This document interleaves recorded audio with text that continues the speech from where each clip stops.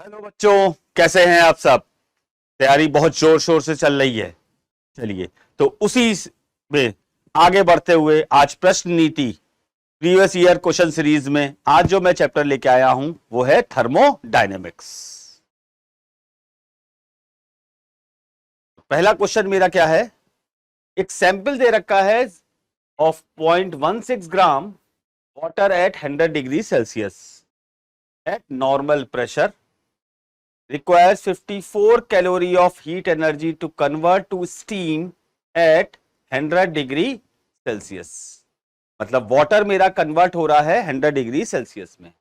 If the volume of the steam produced 167.11 cubic centimetre, the change in internal energy of the sample is. सीधे second law of thermodynamics लगा दीजिए, delta Q is equal to delta U plus delta W. मुझे internal energy पूछ रहा है, delta U is equal to delta Q minus delta W.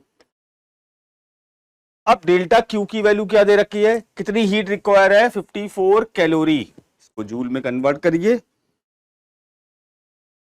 54 multiply by 4.18 minus work done होता है P delta V। Pressure आपको दे रखा है ये 1.013 into 10 to the power 5। Delta W होता है मेरा P डेल्टा V। वॉल्यूम मेरा क्या हो रहा है, स्टीम प्रोड्यूस इतने volume means 167.1 into 10 to the power -6 minus 0। तो मेरा डेल्टा यू क्या निकल के आ रहा है, 208.7 जूल। तो option number B is the correct answer.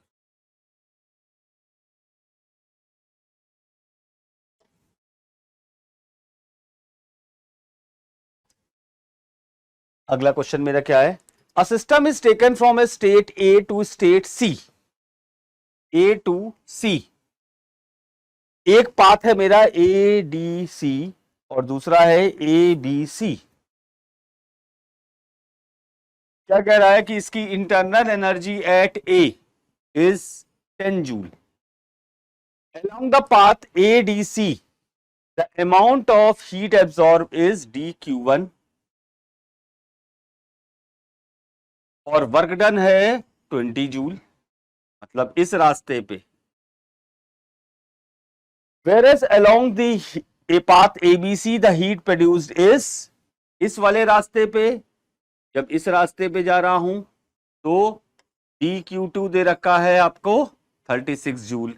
Amount of work done from the path ABC आपको निकालना है। इस पाथ में चाहे मैं A टू C जाऊं चाहे A टू C इस पाथ से जाऊं, दोनों में चेंज इन इंटरनल एनर्जी तो मेरी सेम रहेगी। तो delta Q1 is equal to delta U1 plus delta W1। तो इससे डेल्टा Q1 की वैल्यू क्या आ गई, sorry delta U1, delta Q1 आपकी कितनी है 50 माइनस 20 मीन्स 30 जूल। तो चेंज इन इंटरनल एनर्जी मेरी दे रखी है 30 जूल आ गई। अब ए बी सी पाथ में अगर मैं करूं तो ए बी सी पाथ में डेल्टा Q2 आपको दे रखा है, delta Q2 is equal to delta U2 plus delta W2।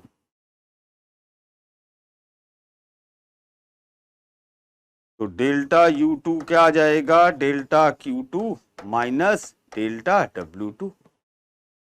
Delta U और डेल्टा U1 और डेल्टा U2 क्योंकि चेंज इन इंटरनल एनर्जी मेरे पे पाथ पे डिपेंड नहीं करेगी, चाहे मैं इधर से जाऊं चाहे इधर से जाऊं। तो ये वैल्यू भी मेरी कितनी हो जाएगी 30। डेल्टा Q2 आपको कितना आ रहा है 36 माइनस डेल्टा W। तो डेल्टा W2 की वैल्यू आ जाएगी आपकी 6 जूल। तो option number D is the correct answer.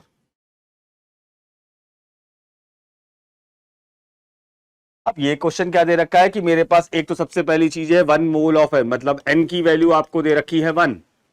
Ideal diatomic gas undergoes a transition from A to B along the path AB।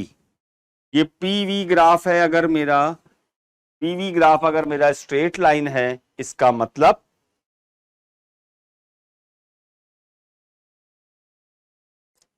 the change in internal energy of the gas during the transition, change in internal energy is equal to NCV delta T। हमेशा NCV delta T होगा। ये 1 दे रखा है, diatomic gas है। Diatomic gas के लिए CV की value क्या हो गई आपकी 5/2R इंटू डेल्टा T। तो delta U PV is equal to NRT। तो 5/2 इंटू P2V2 माइनस P1V1। तो 5/2 into P2V2 means 5 minus P2 into 5, ये हो जाएगा 6 इंटू 2 12 माइनस 20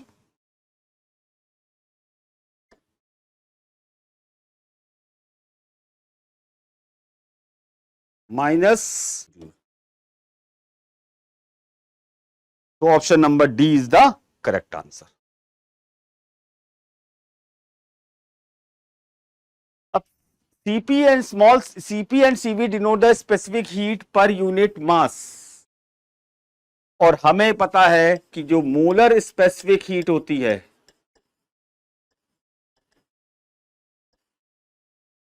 CP माइनस CV is equal to R।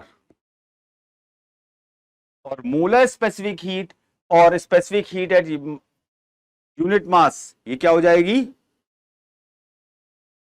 Molecular mass into CP minus molecular mass into CV is equal to R। तो small CP minus small CV is equal to R/M। यहां पर capital M क्या है molecular मास।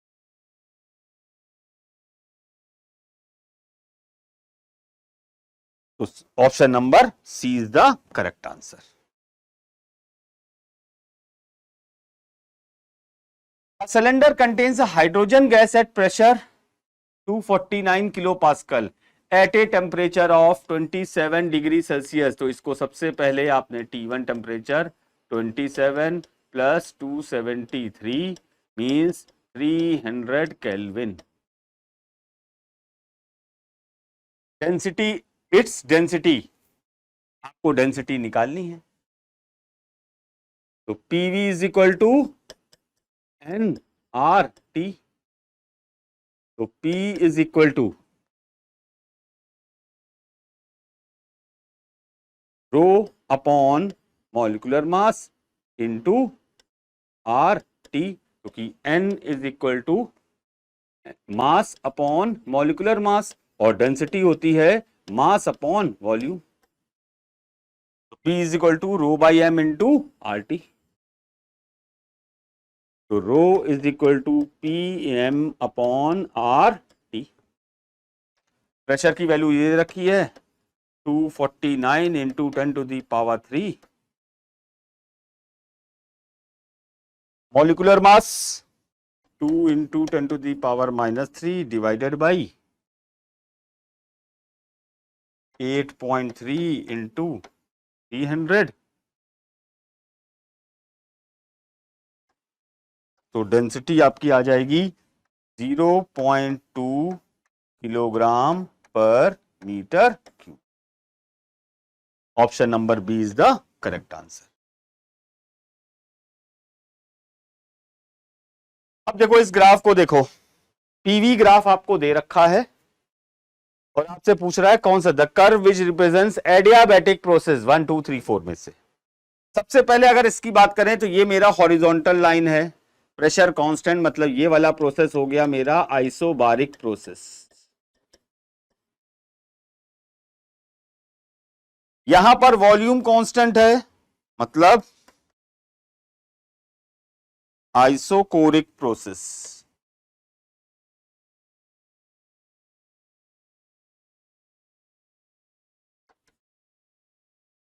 अब 2 और 3 में बात करें तो 2 और 3 में जब भी ये कर्व हो तो जो नीचे वाला कर्व होगा वो हमेशा एडियाबैटिक होगा, क्योंकि उसकी एडियाबैटिक की जो स्लोप होती है वो आइसोथर्मल से ज्यादा होती है। रीजन तो ये है, slope of adiabatic is greater than slope of isothermal. ठीक, तो नीचे वाला हमेशा ये ध्यान रखिएगा, ये वाला हो गया एडियाबैटिक और ये वाला हो गया आइसोथर्मल।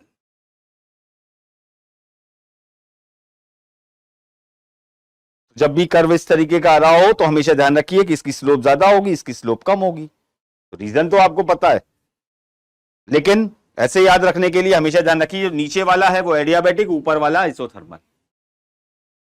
तो ये एडियाबैटिक या आइसोथर्मल, 2 वाला एडियाबैटिक हो गया, इसका मतलब option number B is the correct answer. 2 cylinder A and B of equal capacity connected to each other via stopcock.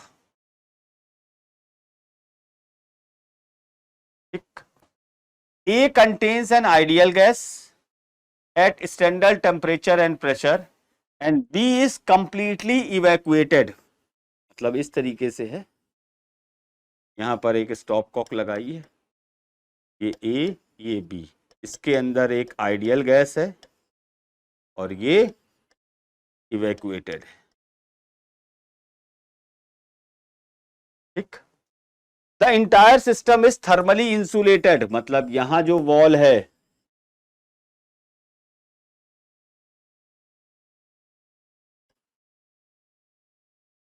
Insulated wall, मतलब हीट का ट्रांसफर नहीं होगा।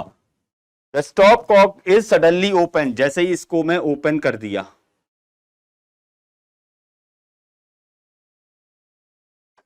इसको जैसे ही ओपन करूंगा तो जो गैस है वो मेरी इस वाले चैम्बर में जाएगी।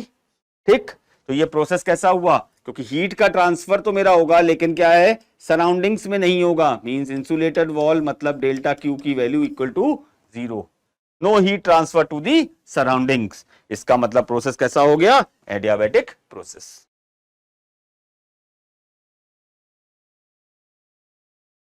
The volume V of a monoatomic gas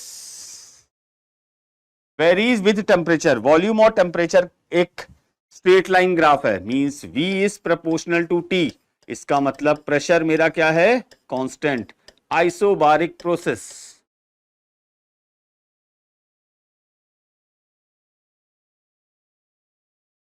The ratio of the work done of the gas to the heat, delta W by delta Q। Delta W क्या होता है, E delta V upon delta Q is N isobaric CP delta T। P delta V is N R delta T upon N CP delta T, means delta W by delta Q कब, for isobaric process, ये सीधे किसके equal होगा, R bye CP। अब mono atomic gas है मतलब CP की value कितनी हो गई, 5/2R, मीन्स ये आ गया आपका 2/5। तो option number A is the correct answer.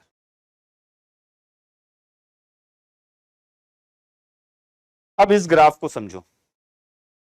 यहां मुझे जो ग्राफ दे रखा है, पीवी ग्राफ दे रखा है आपको, और आपको बताना है सारे प्रोसेस। तो सबसे पहले अगर देखो कि ये यहां पर क्या हो रहा है, ये वाला प्रोसेस कौन सा है, 1 वाला, वॉल्यूम कांस्टेंट, मतलब प्रोसेस 1 तो मेरा किसका कैसा हो गया, प्रोसेस 1 किसके इक्वल हो गया, आइसोकोरिक, मतलब ये तो हमारी मैचिंग इससे हो गई, मतलब पीसी से। इसका मतलब ऑप्शन नंबर सी और ऑप्शन नंबर डी नहीं हो सकते। उसके बाद देखो ये वाला प्रेशर मेरा, ये क्या है, यहां पर प्रेशर कांस्टेंट है, ये वाला है मेरा आइसोबारिक, और ये वाला है मेरा आइसोकोरिक।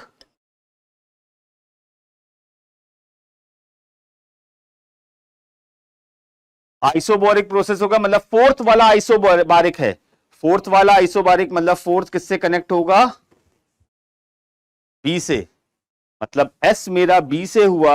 इसका मतलब ऑप्शन नंबर देखो, इसमें एस ए से है, इसका मतलब ये भी नहीं हो सकता, ये वाला ऑप्शन करेक्ट हो गया।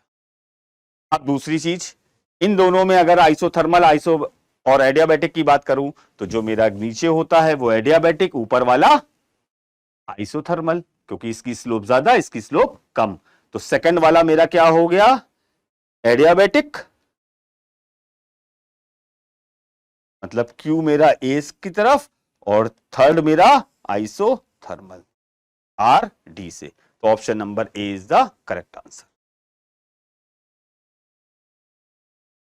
A gas is compressed isothermally to half its initial volume. The same gas is compressed separately through an adiabatic process until its volume is again reduced to half.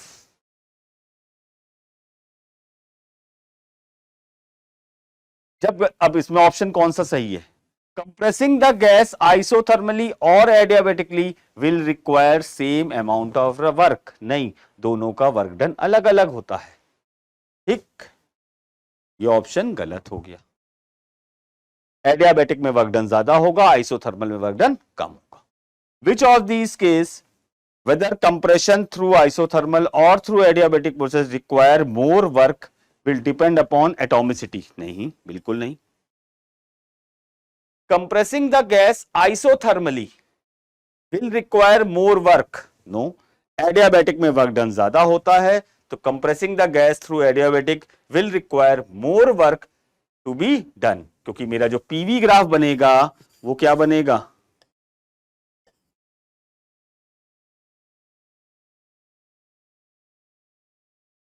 ये हो जाएगा मेरा एडियाबैटिक। जब compression करूंगा तो graph मेरा ये बनेगा, तब उस केस में ऊपर वाला एडियाबैटिक हो जाएगा, नीचे वाला आइसोथर्मल, और ये वाला हो जाएगा मेरा isothermal.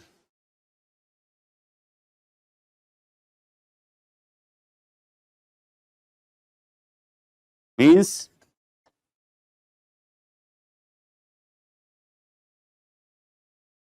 Area under PV graph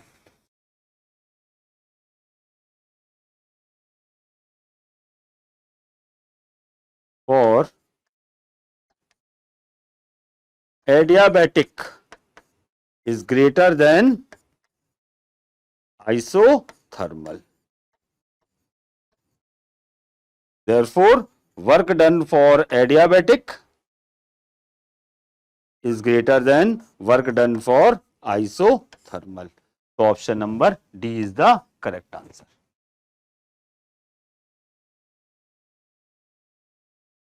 यहां आपको एक ग्राफ दे रखा है, और क्या कह रहा है कि दो पाथ दे रखे हैं, that may be taken gas to go from state A to state B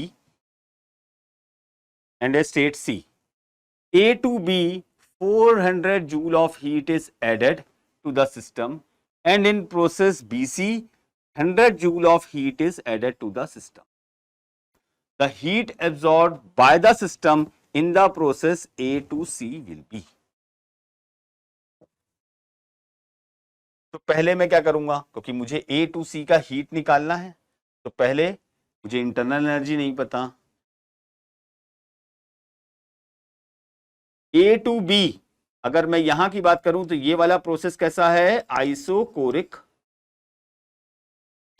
और ये वाला प्रोसेस है आइसोबारिक।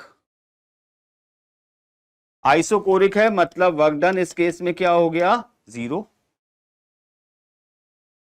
तो delta Q from A B is equal to delta U for A B, और डेल्टा क्यू दे रखा है 400, means equal to 400 joule. B से सी में मेरा प्रोसेस है आइसोबारिक प्रोसेस, और हीट कितनी इसमें एडेड हुई है, 100 जूल। तो delta Q for B C is equal to delta U for B C plus delta W हो जाएगा पी डेल्टा वी, क्योंकि ये आइसोकोरिक है, ये आइसोबारिक है। ये हो जाएगा मेरा 100 is equal to delta U B C plus P is 6 into 10 to the power 4 into V2 minus V1 means 2 into 10 to the power minus 3। तो डेल्टा U फॉर BC आ जाएगा आपका 100 माइनस 120 माइनस 20 जूल।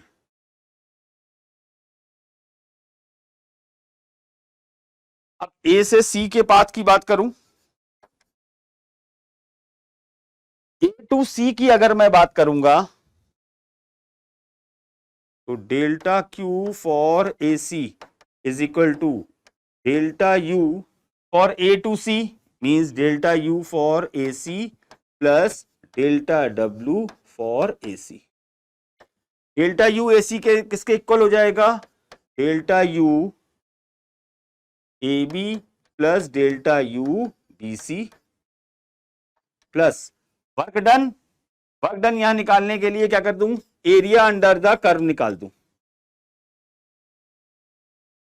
और area क्या हो जाएगा, is the area of trapezium. तो delta W हो जाएगा half sum of parallel sides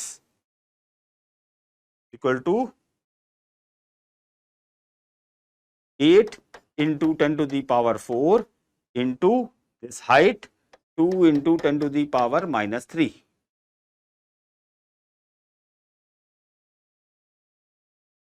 means 880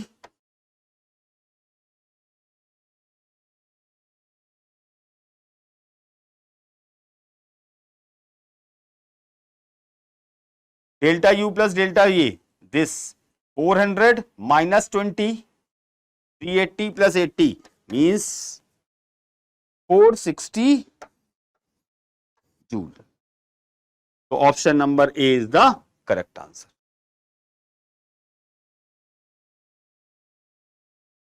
A monoatomic gas at pressure P having a volume V expand isothermally, मतलब पहले बार क्या कर रहे हैं, आइसोथर्मली एक्सपेंड कर रहे हैं टू ए वॉल्यूम V, मतलब V से 2V गया आइसोथर्मल,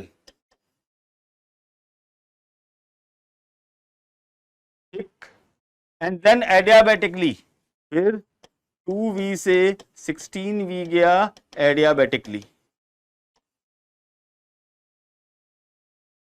तो जब आइसोथर्मल है इसका मतलब PV is equal to constant, और एडियाबेटिक है तो मेरा PV की power gamma is equal to constant.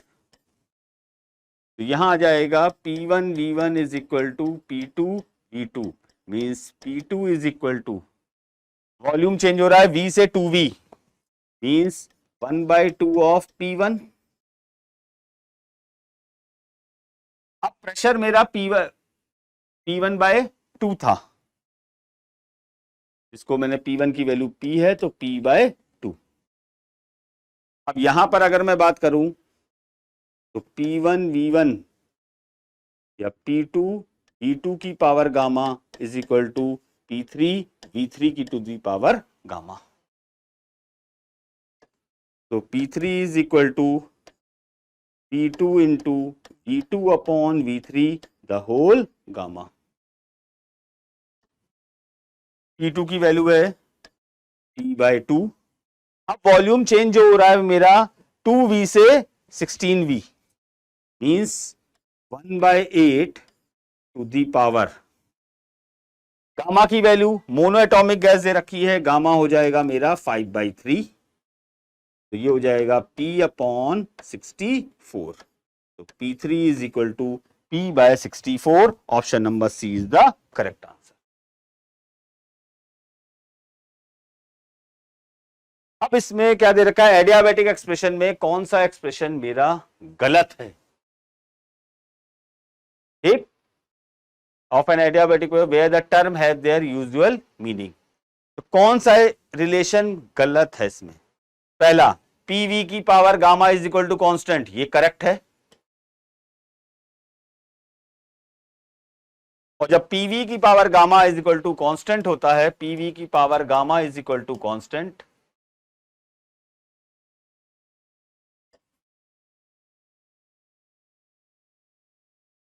तो P की जगह मैं लिख सकता हूं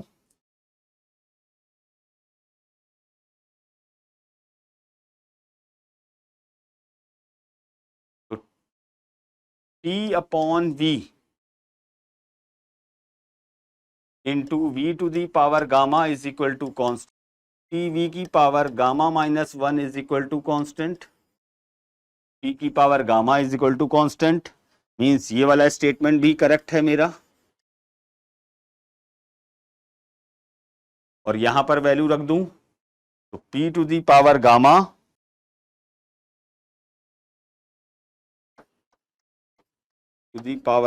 is equal to constant, means P to the power 1 minus gamma into T की power gamma is equal to constant, तो ये वाला एक्सप्रेशन भी मेरा ठीक है,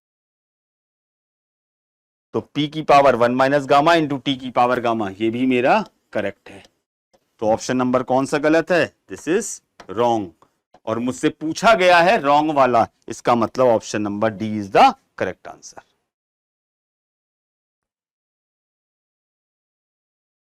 अब इस केस में देखो, मुझे एक साइक्लिक प्रोसेस दे रखा है, ठीक, heat rejected by the gas during the cycle is, अब जब साइक्लिक प्रोसेस में कहें तो work done, total work done मेरा किसके इक्वल हो जाएगा, area under the cyclic process,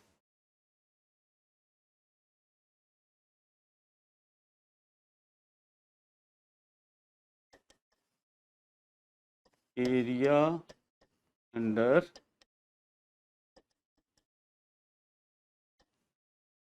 और इसका एरिया, यही तो मेरी हीट रिजेक्टेड हो जाएगी, तो area under the cyclic process क्या आ जाएगा,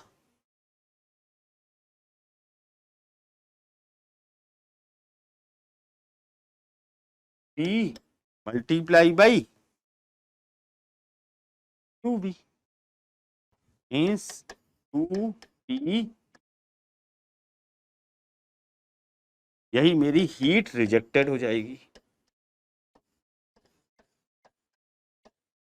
मतलब -2V हीट रिजेक्टेड मेरी -2V हो जाएगी, तो option number A is the correct answer.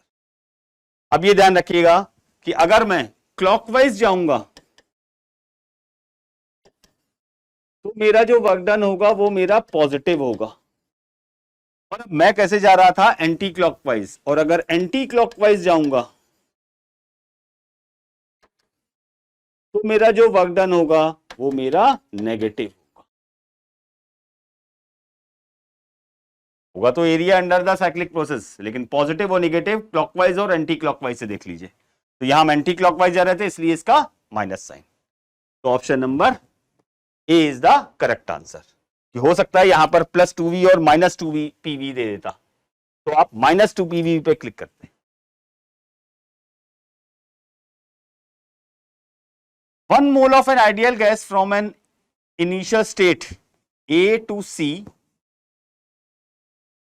final state V, via two process, if it first undergoes isothermal expansion from volume V to 3V, isothermal अगर है means PV is equal to constant, isothermal है मेरा तो PV is equal to constant, मतलब P is inversely proportional to V, तो straight line नहीं हो सकता, इसका मतलब सी वाला तो गलत हो गया। ठीक, एक्सपेंशन हो रहा है, यहां पर कंप्रेशन दिखा रहा है, तो ये वाला भी नहीं हो सकता। अब बी और डी में से कोई एक ऑप्शन हो सकता है। उसके बाद क्या कह रहा है, then its volume is reduce to 3v2v at constant pressure. Constant pressure मतलब isobaric,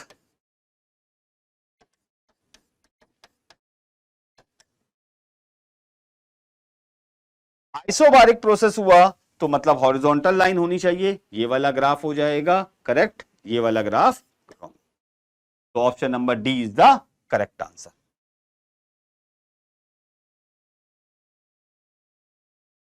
the mass of diatomic gas, उसका गामा दे रखा है आपको 1.4 at a pressure 2 atmospheres is compressed adiabatically so that its temperature rises from 27 to 927 degree Celsius. The pressure of the gas, तो सबसे पहले इसको तो केल्विन में चेंज करिए, ये हो गया मेरा 300 केल्विन और ये हो जाएगा आपका 1200 केल्विन। ठीक, एडियाबेटिक प्रोसेस है, टेम्परेचर चेंज हो रहा है और प्रेशर, तो मेरा P की power 1 minus gamma into T की power gamma is equal to constant. P की पावर गामा अपॉन P की power gamma minus 1 is equal to constant, means T1 upon T2 to the power gamma is equal to P1 upon P2 to the power gamma minus 1।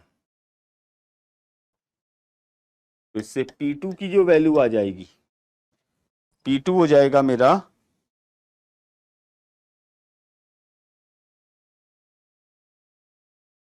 T1 into T2 upon T1 to the power gamma upon gamma minus 1।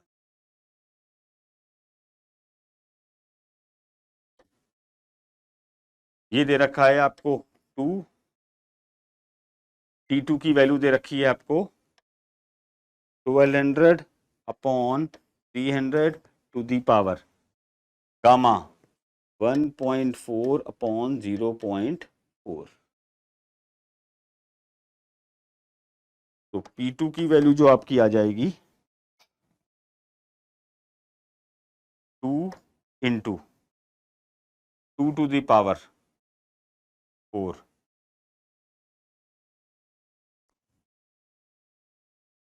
128, तो P2 आपका आ जाएगा 256 atmosphere.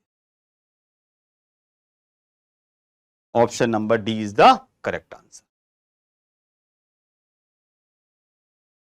Next, अब monoatomic gas दे रखा है जिसका pressure P1 और V1 again compress adiabatically to 1/8 of is original volume, means V2 is equal to 1/8 of V1। तो प्रेशर और वॉल्यूम में क्या रिलेशन होता है, PV की power gamma is equal to constant, means P1 V1 to the power gamma is equal to P2 V2 to the power gamma. तो P2 is equal to V2 upon V1, sorry V1 upon V2 to the power gamma into P1। V2 is 1/8 of V1। अच्छा, अब दे रखा है monoatomic gas, monoatomic gas के लिए gamma की value होती है 5/3। तो P1 into 8 to the power 5/3 means 2 to the power 5 P1 means 32 P1। तो option number D is the correct answer. In thermodynamic process, which of the following statement is not true? In an isochoric process, pressure remains constant. पहला statement ही wrong है। Wrong statement, और मुझसे wrong ही पूछ रहा था, तो इसका ऑप्शन तो ए हो जाएगा, लेकिन बाकी भी जरा देखते हैं। In an isothermal process the temperature remains constant, बिल्कुल करेक्ट, क्योंकि टेम्परेचर कांस्टेंट होता है आइसोथर्मल में। एडियाबेटिक प्रोसेस पीवी की power gamma is equal to constant, ये भी करेक्ट है। और in an adiabatic process the system is insulated from the surrounding, because क्योंकि डेल्टा क्यू की वैल्यू क्या होती है, 0 फॉर एडियाबेटिक। तो ये वाला स्टेटमेंट भी करेक्ट है, तो ऑप्शन नंबर कौन सा गलत है, पहला वाला स्टेटमेंट रॉन्ग है, इसलिए आप किस पे टिक करेंगे, ऑप्शन नंबर ए पे। 1 mole of an ideal gas at an initial temperature T Kelvin does 6 joule of work adiabatically. If the ratio of specific heat of this gas at constant pressure, मतलब मुझे ये गामा की value दे रखी है 5/3, final temperature of the gas निकालना है मुझे। तो एडियाबेटिक के लिए, for adiabatic process work done मेरा क्या हो जाएगा,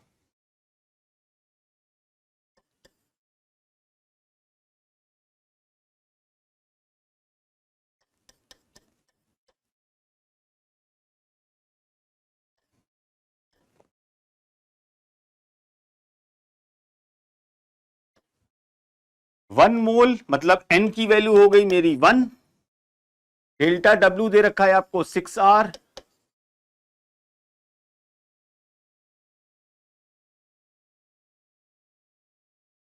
T2 माइनस T1, तो T2 की वैल्यू क्या हो जाएगी मेरी, let's say T2 minus T1,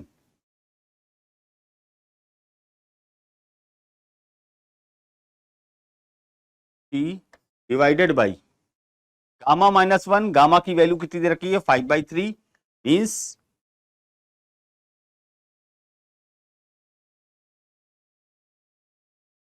6R is equal to minus 3/2R into T2 minus T, तो 4R is equal to minus T2 plus T, तो T2 is equal to T minus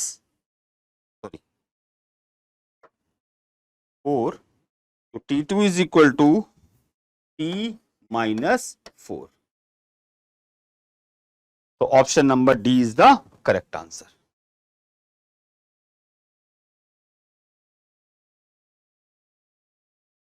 temperature inside a refrigerator दे रखा है T2, room का temperature दे रखा है T1,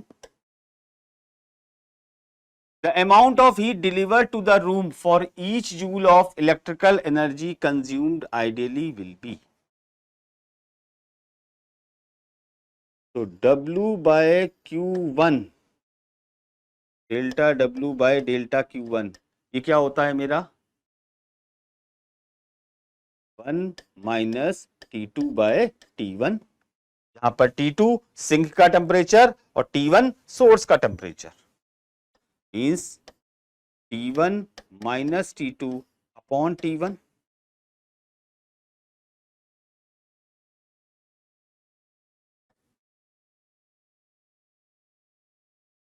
ये आपको कितना दे रखा है, स्मॉल T1 माइनस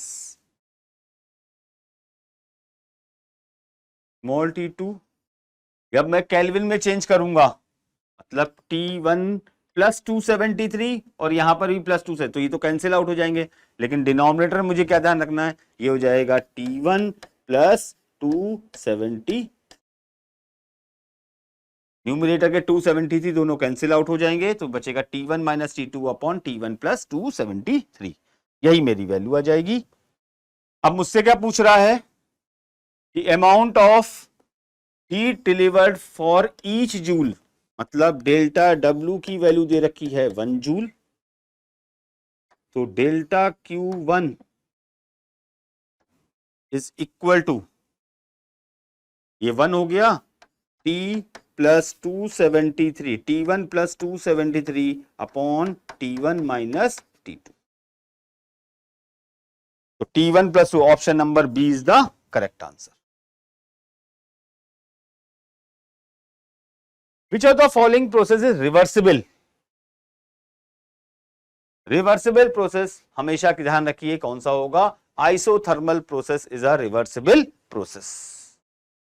तो option number C is the correct answer. कभी भी ट्रांसफर ऑफ रेडिएशन, हीट मैंने रेडिएट कर दी तो कभी भी रिवर्स प्रोसेस में नहीं ले सकता।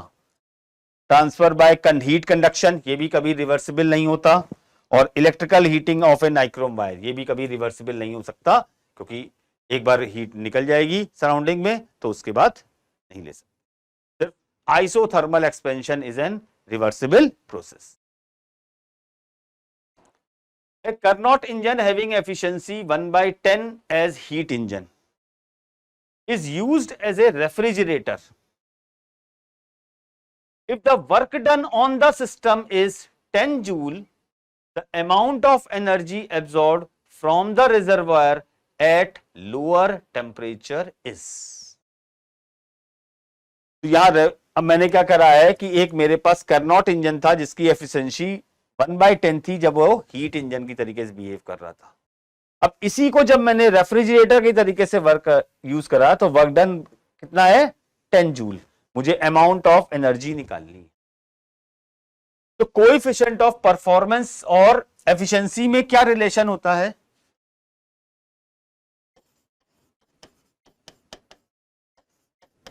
Between coefficient of performance and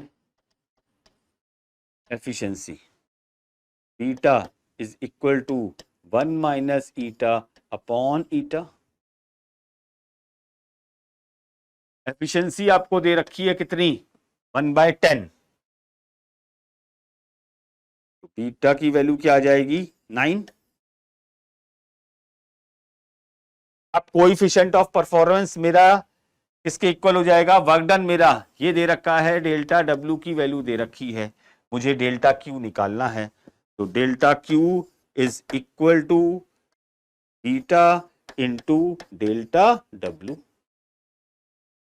means 9 into 10 is equal to 90 joule. तो option number A is the correct answer.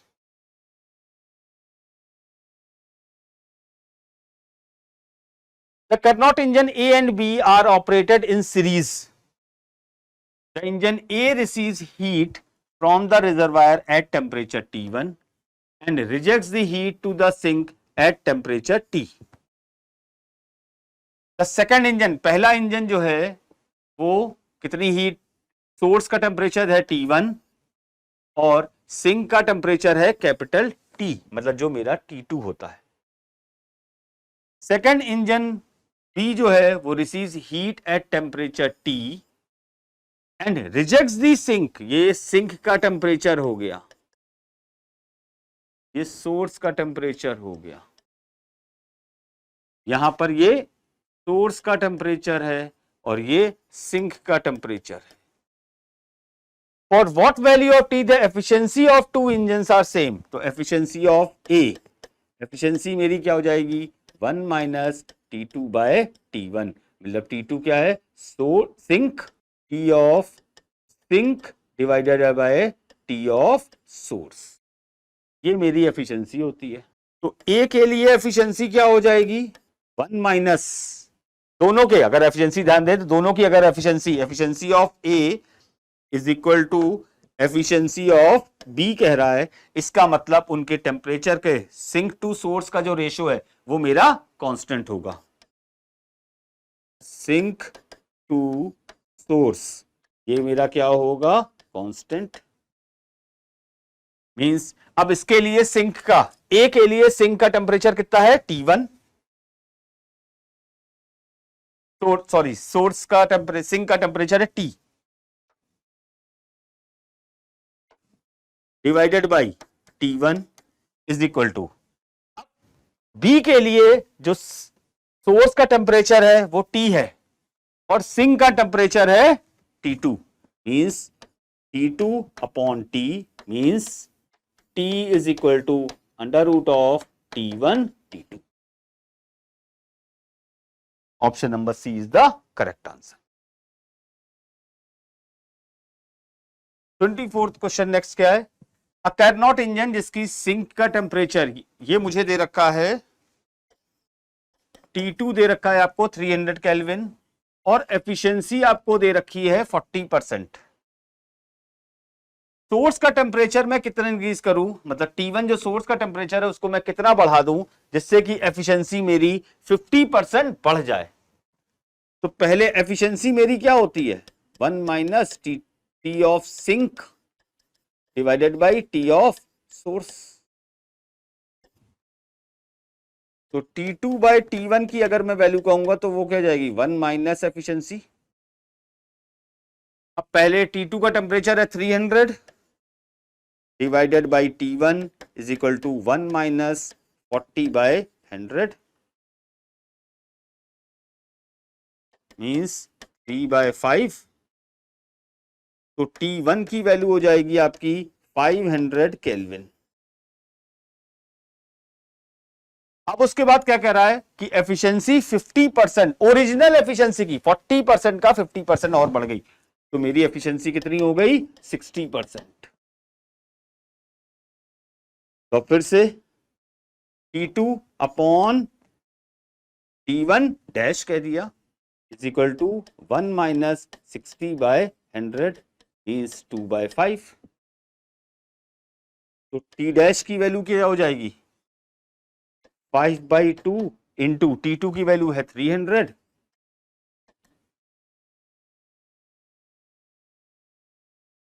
750 kelvin. अब पहले टेम्परेचर कितना था T1 500, T डैश कितना हुआ 750. तो इंक्रीज इन टेम्परेचर मेरा कितना आ जाएगा T dash minus T1 means 250 kelvin. कौन सा ऑप्शन ठीक हो गया? Option number D is the correct answer. Next question है हमारा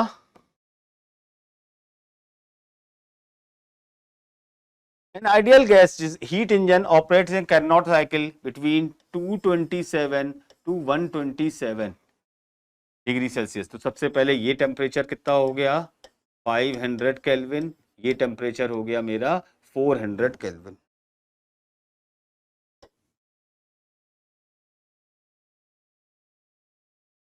ठीक, ये आपको दे रखी है Q1.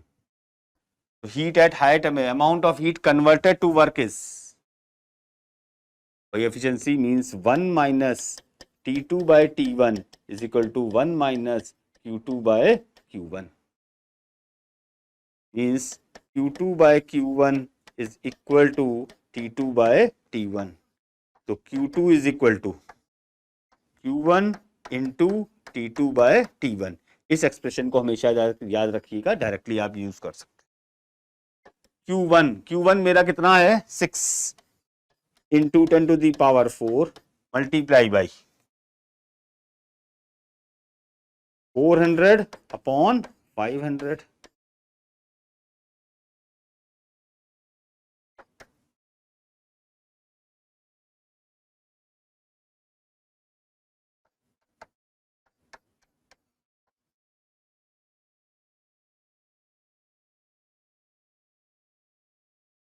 ये आ जाएगा 4.8 इंटू 10 टू दी पावर 4.